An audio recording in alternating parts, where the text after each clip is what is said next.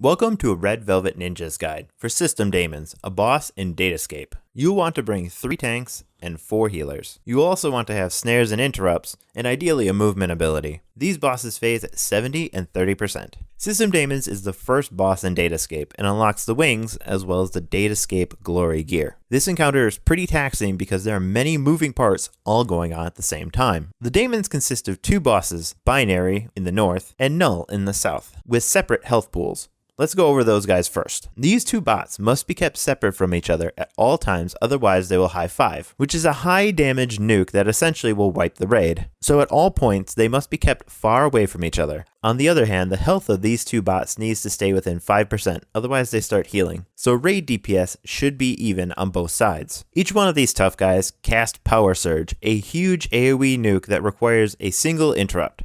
This goes on throughout the entire encounter, then whoever interrupts this will receive a stacking dot that can only be removed by going downstairs, so an interrupt rotation will be necessary. Power Surge can go off frequently, so have 2 separate interrupts. Typically, the switch between interrupters is between DPS groups going downstairs. In addition, Daemons cast Purge and will put an AoE on a player. Players should stand still and jump to minimize the size of the AoE during detonation, and avoid dodging into other players and spreading the purge. Finally, Daemons create multiple square telegraphs underneath players, so if you do have purge and a square, you'll have to move out or probably die. Now for the tanks, System Daemons have an ability called Disconnect, which will force one of the tanks down to the basement. During this time, the free tank must run over to the disconnecting Daemon and pick him up right away. So tanks, be very vocal about when you are being disconnected so that someone else will pick them up for you. If that wasn't enough to deal with, there is plenty more. To the side of the Daemons, there are a few pedestals that will teleport you to the basement. Remember when I was talking about going downstairs? This is it. In the basement, there are a variety of ads that will spawn. There will always be 3 probes, Mark 1, Mark 2, and Mark 3, that are constantly trying to get out of the room and teleport upstairs. So snare them, as well as the random sets of ads that should be interrupted for a moo. You definitely want to interrupt all of these ads because each of their casts do terrible things, ranging from disarms, disorients, or being brought upstairs. Remember, you really don't have room for a CC break on your bar. To handle this room, we send a control group down to start rounding up all the ads and snare them, which saves the DPS group some time and maximizes DPS. The control group goes back up to continue assisting with the boss while the DPS group finishes killing all the ads. Once all the ads have been cleared and the Mark III is gone, the room is officially clear and it's time to exit. In case you are wondering why we clear this room, it's because the ads will come upstairs with the Daemons, making them harder to manage with all the purge and telegraphs going off. The timing for going up and down stairs is important because you gain a debuff when using these pedestals. This debuff prevents you from going up and down too frequently. Now to move on to some timing. You will want to have the Mark III die exactly when you move both bosses to 70% for their phase 2, so control your DPS. During this time, the basement goes dormant and you can start working on the pillars and not have to worry about the basement. Right before going into a pillar phase, kickers should try to get downstairs to clean off their stacks. 2 pillars will spawn with spinning lasers attached to them. The lasers don't deal an incredible amount of damage, so if necessary, you can roll through them. During the first pillar phase, 3 sets of pillars will spawn. They should be destroyed, and when they do, a Daemon should be in them. It clears one of their buffs. Also, a few things to note. Purge, Square Telegraphs, and Power Surge will all be happening during this time, and all the other rules apply too.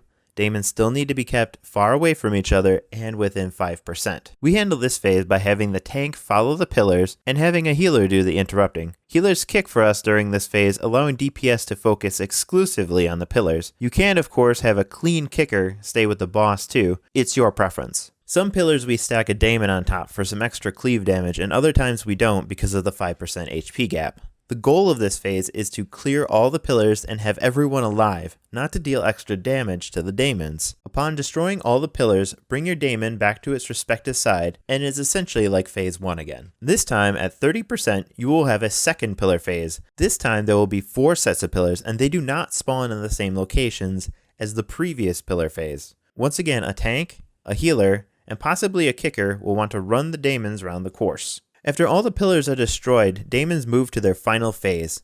Notice that with our rotation, the north side Daemon is now on the south side, and the south side Daemon is now on the north. This is very confusing, so raid leaders should be very clear on what boss or what side they are instructing.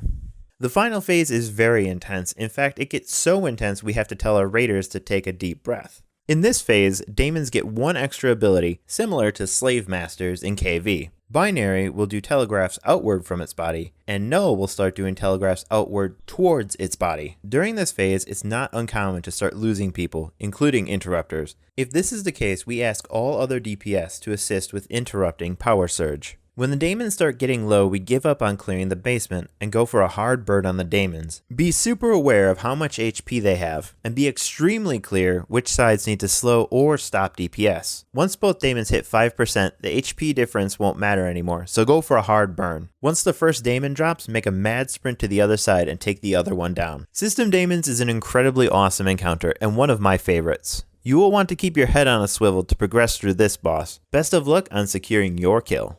And that wraps it up for this encounter. If this video helped you, please drop it a like. For any questions, please use the comments below. Of course, subscribe to this channel for more WildStar raid videos and entertainment, or visit us on redvelvetninjas.com.